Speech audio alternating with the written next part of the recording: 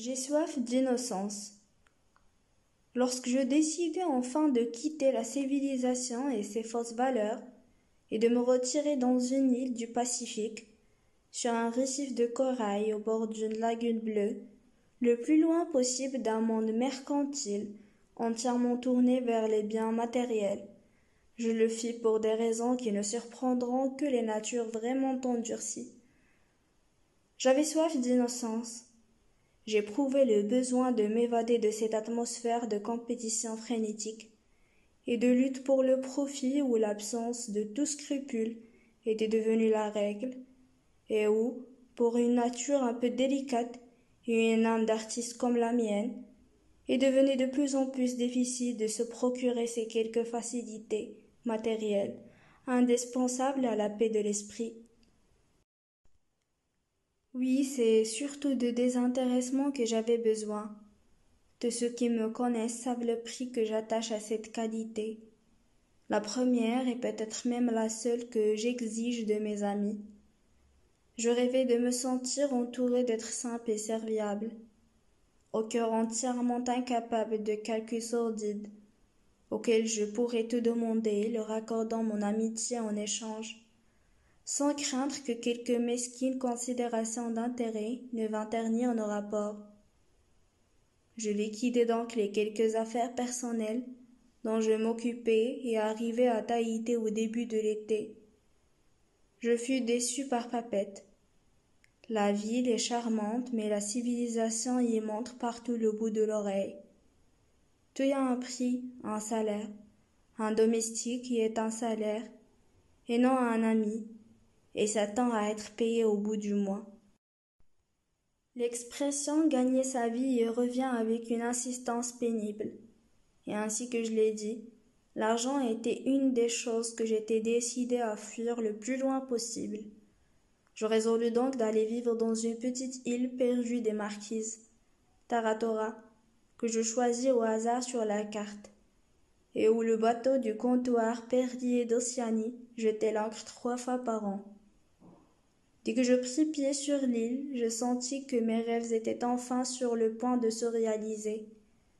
Toute la beauté 1000 fois décrite, mais toujours bouleversante lorsqu'on la voit enfin de ses propres yeux, du paysage polynésien s'offrit à moi au premier pas que je fis sur la plage. La chute vertigineuse des palmiers de la montagne à la mer, la paix indolente d'une lagune que les récifs entouraient de leur protection, le petit village aux paillotes dont la légèreté même semblait indiquer une absence de tout souci, et d'où courait déjà vers moi les bras ouverts une population dont je le sentis immédiatement on pouvait tout obtenir par la gentillesse et l'amitié. Car, comme toujours avec moi, c'est surtout à la qualité des êtres humains que je fus le plus sensible. Je trouvais là sur pied une population de quelques centaines de têtes, qu'aucune des considérations de notre capitalisme mesquin ne paraissait avoir touché, et qui était à ce point indifférente au lucre que je pus m'installer dans la meilleure paillote du village et m'entourer de toutes les nécessités immédiates de l'existence, avoir mon pêcheur, mon jardinier, mon cuisinier, tout cela sans bourse dédiée, sur la base de l'amitié et de la fraternité la plus simple et la plus touchante, et dans le respect mutuel. Je devais cela à la pureté d'âme des habitants, à leur merveilleuse grandeur, mais aussi à la bienveillance particulière à mon égard de Taratanga. Taratanga était une femme âgée d'une cinquantaine d'années, fille d'un chef dont l'autorité s'était étendue autrefois sur plus de 20 îles de l'archipel. Elle était entourée d'un amour filial par la population de l'île. Et dès mon arrivée, je déployai tous mes efforts pour m'assurer son amitié. Je le fis tout naturellement, sans essayer de me montrer différent de ce que j'étais, mais au contraire en lui ouvrant mon âme. Je lui exposai les raisons qui m'avaient poussé à venir dans son île, mon horreur du vil mercantilisme et du matérialisme sordide, mon besoin déchirant de redécouvrir ses qualités de désintéressement et d'innocence hors desquelles elle n'est point de survie pour l'humain. Je lui confiai ma joie et ma gratitude d'avoir enfin trouvé tout cela auprès de son peuple. Taratanga me dit qu'il me comprenait parfaitement et qu'elle n'avait elle-même qu'un but dans la vie, empêcher que l'argent ne vînt souiller l'âme des siens. Je compris l'allusion et l'assurai solennellement que pas un sou n'allait sortir de ma poche pendant tout mon séjour à Taratora. Je rentrai chez moi et pendant les semaines qui suivirent, je fis de mon mieux pour observer la consigne qui m'avait été donnée si discrètement. Je pris même tout l'argent que j'avais et l'enterrai dans un coin de ma case. J'étais dans l'île depuis 3 mois, lorsqu'un jour un gamin m'apporta un cadeau de celle que je pouvais désormais appeler mon amie Taratanga. C'était un gâteau de noix qu'elle avait préparé elle-même à mon intention, mais ce qui me frappa immédiatement, ce fut la toile dans laquelle le gâteau était enveloppé. C'était une grossière toile à sac, mais peinte de couleurs étranges, qui me rappelait vaguement quelque chose, et, au premier abord, je ne sus quoi. Je dus m'asseoir, je pris la toile sur mon genou et la déroulai soigneusement. C'était mi-rectangle de 50 centimètres sur 30, et la peinture était craquelée et demi-effacée par endroits.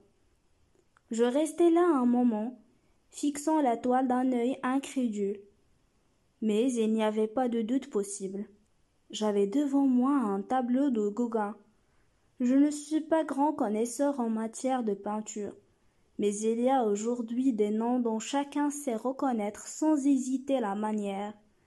Je déployai encore une fois la toile d'une main tremblante et me penchai sur elle.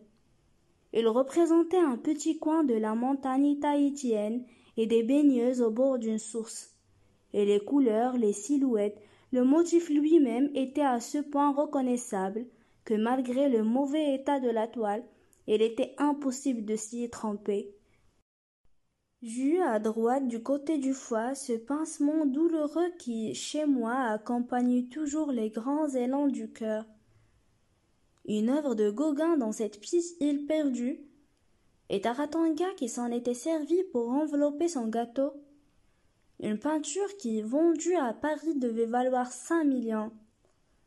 Combien d'autres toiles avait-elle utilisées ainsi, pour faire des paquets ou pour bouclier des trous? Quelle perte prodigieuse pour l'humanité! Je me levai d'un bond et me précipitai chez Taratanga pour la remercier de son gâteau. Je la trouvai en train de fumer sa pipe devant sa maison, face à la lagune. C'était une forte femme aux cheveux grisonnants, et malgré ses seins nus, elle conservait, même dans cette attitude, une dignité admirable. « Taratanga, lui dis-je, j'ai mangé ton gâteau, il était excellent, merci. » Elle parut contente. « Je t'en ferai un autre aujourd'hui. » J'ouvris la bouche, mais ne dis rien. C'était le moment de faire preuve de tact.